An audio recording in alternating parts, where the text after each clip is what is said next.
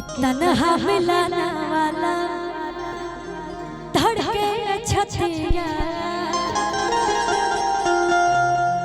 अरे उतरल न बोले नाक के नथिया। और ये हमारे बड़े भैया लोग की तरफ से बहुत सारा प्यार सम्मान कि 4 दिन भइले आज गमन करैले आयो भिले सुहाग रतिया और यहाँ पे जितने बैठे सब राजा रंगबाजी DRH म्यूजिक के ऑनर हमारे भैया आपका बहुत बहुत स्वागत अभिनंदन रखा हुआ है। कब आएगा मेरा गाना? अब हम कलाकार हैं तो यही ना पूछेंगे कि मेरा गाना कब आएगा DRH से कि 4 दिन भइले। रवि भैया की तरफ से बहुत सारा प्यार सम्मान मिला मुझे और बहुत जल्द गाना भी आएगा मेरा। आज गाना न करैले आयो भिले सुहाग रतिया कि तहरा राजा राघवा के बेचारा जे अभी बनल राजा राघवा के बेचारा जे अभी बनल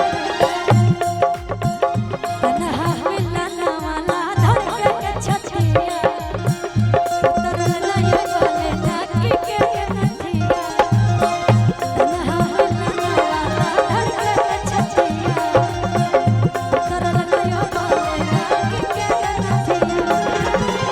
4 दिन भइले गमन करैले अभिले सुहाग रतिया मनल। और हमारे भैया की तरफ से बहुत बहुत सारा प्यार सम्मान कि तहरा राजा राघवा के बेचारा जे अभी बनल राजा राघवा के बेचारा जे अभी बनल राजा राघवा के बेचारा जे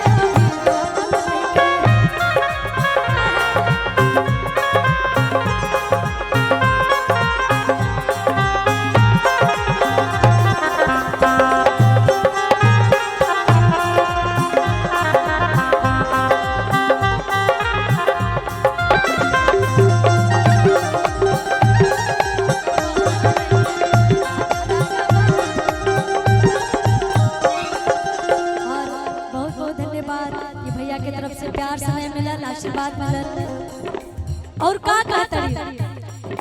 अब मान ली कि जेकर नया नया बियाह भइल होखे औ का राजा जी कहा कि तारा राजा रंगबाज के मिजाज अभी बनल है तो ऊ दुल्हनिया का कही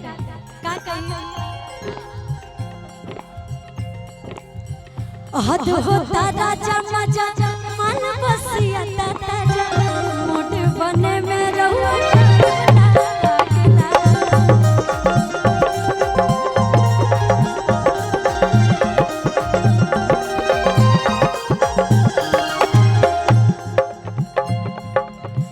जन दबाव सहेले धीरे हमर भीतरी के भूत जागेला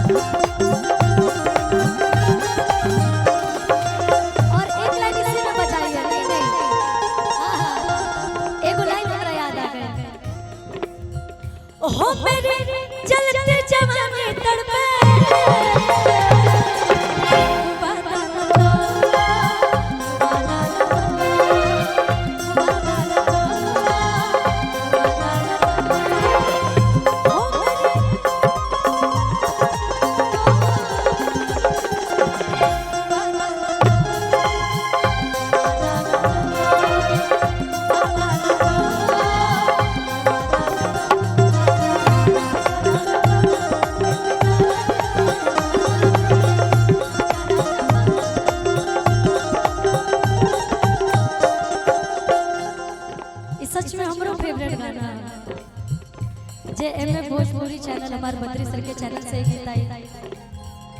ये गीत के बिट्टू विद्यार्थी भैया गौरवी जो कि बहुत ही अच्छा राइटर है। पवन भैया के आशीर्वाद तो हमेशा मिलेला। एगो छोट बहन के नाते छोट बहन माने लगता है। और का कहता है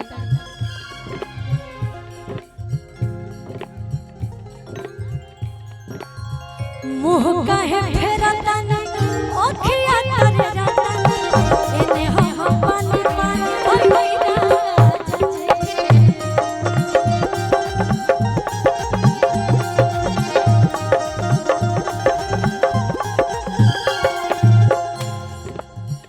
अबे दम धरा धरा जिद जज करा धरा जतने बेचैन बढ़े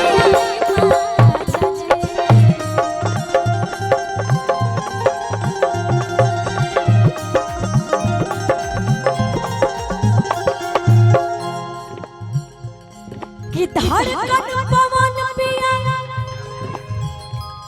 आरे बढ़े छाने छाने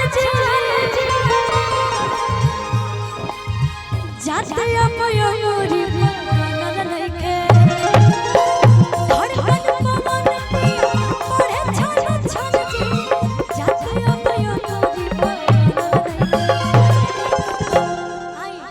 कि तहरा राजा रामा